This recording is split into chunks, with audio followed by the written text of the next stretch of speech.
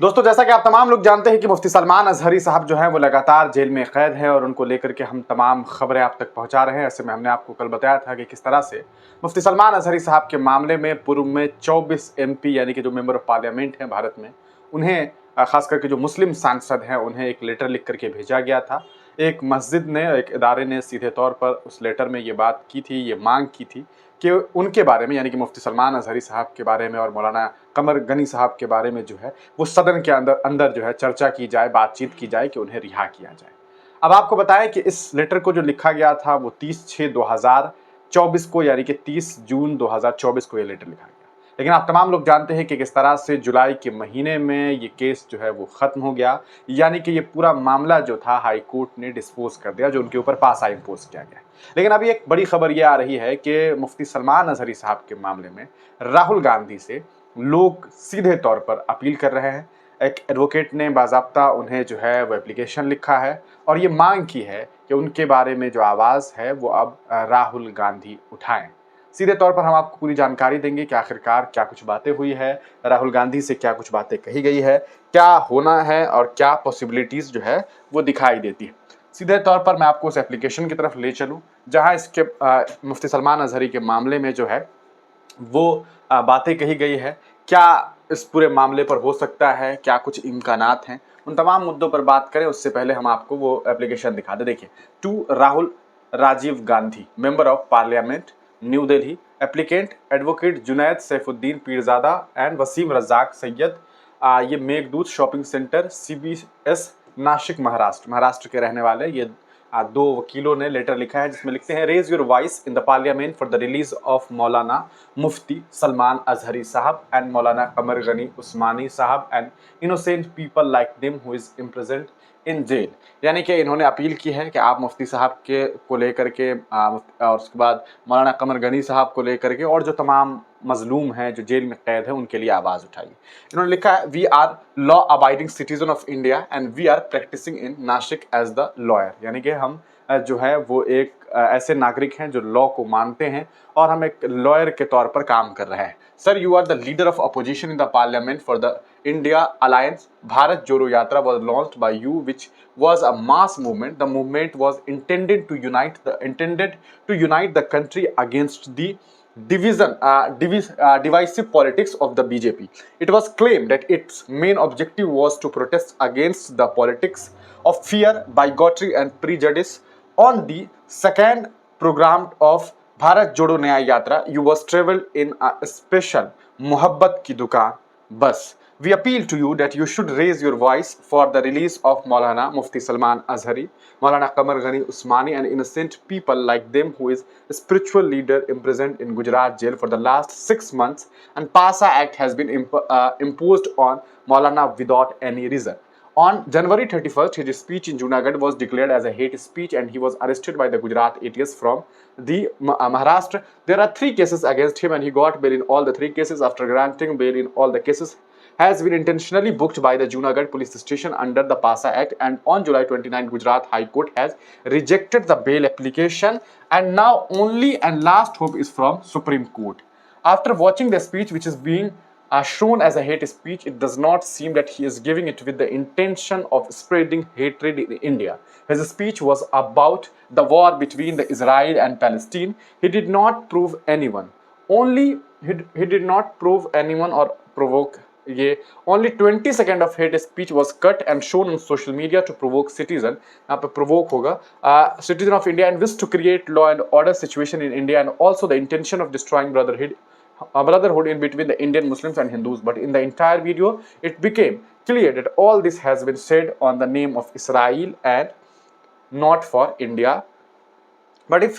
But by just calling dog in his speech पासा can, और उसके बाद इन्होंने जो है सारी बातें कही है कि किस तरह से ये पूरा लंबा सा है, हम आपको पूरा ओवरऑल बातें बता देंगे. Since June 4, 2024, there have been many such incidents in which Muslims were targeted, be it mob lynching, demolition of Muslims' houses with bulldozer, Kolhapur Masjid demolition, mosque case, murder of Maulanas, countless such cases have been taken place, but no MP from India bloc has been raised his voice in the parliament.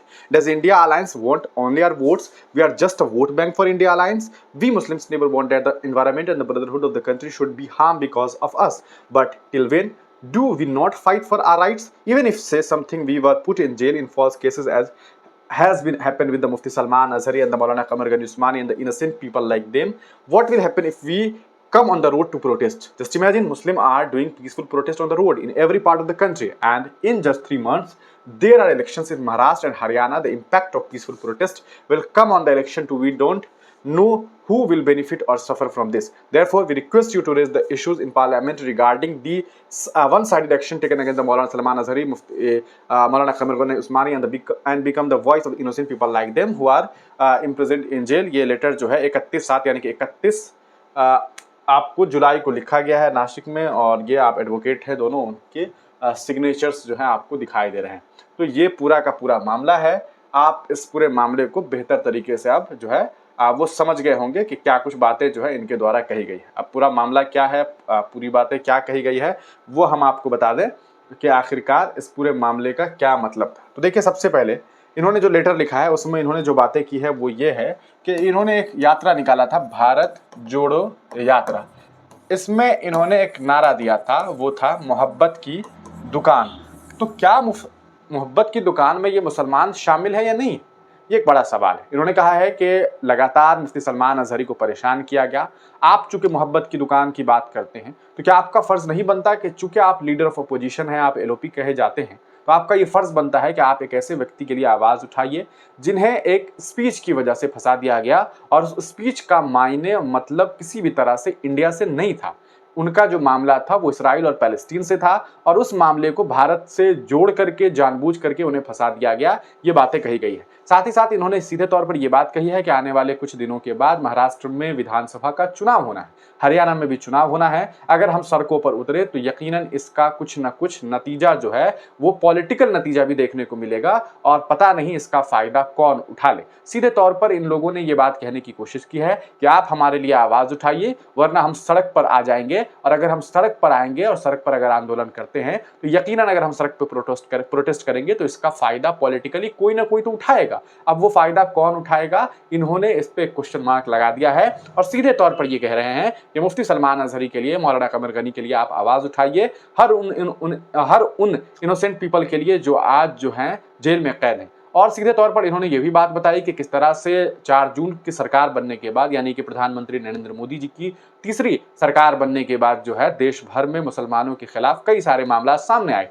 जिसमें महाराष्ट्र के कोल्हापुर मस्जिद की मीनारों को तोड़ने की कोशिश, मस्जिद के अंदर जाकर के उसे डिमोलिश करने की कोशिश की गई थी, जिसका वीडियो आप तमाम लोगों ने देखा था। इसके अलावा आपने देखा कि यूपी में कई 2-3 मौलानाओं का कत्ल हुआ, वो भी आपने देखा। इसके अलावा आपने कई सारे मॉब लिंचिंग के मामला के बारे में सुने, घरों पर बुलडोजर की कार्रवाई के बारे में सुनी। आखिर इन मुद्दों पर राहुल गांधी क्यों नहीं आवाज उठा रहे हैं, ये सवाल, और उनके एमपी क्यों नहीं आवाज उठा रहे हैं, ये सवाल इन लोगों ने पूछा है। और साथ ही साथ मुफ्ती सलमान अजहरी के बारे में जो है मुफ्ती सलमान अजहरी के बारे में जो है वो राहुल गांधी से तमाम बातें बताई गई है। अब सवाल ये उठता है कि क्या राहुल गांधी इन मुद्दों पर बात करेंगे।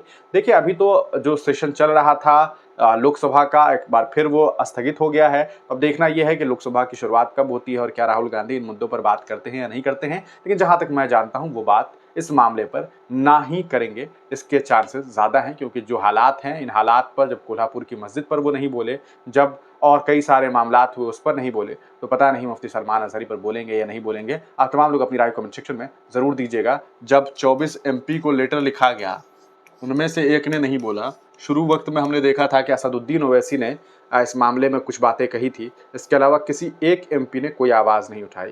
तो अब राहुल गांधी क्या बोलेंगे, इसका तो अंदाज़ा आप तमाम लोगों को भी होगा। अपनी राय कमेंट सेक्शन में ज़रूर दीजिएगा, इस वीडियो को ज़रूर शेयर कर दीजिएगा। चैनल पर अगर नए हैं तो सब्सक्राइब करना बिल्कुल ना भूलें।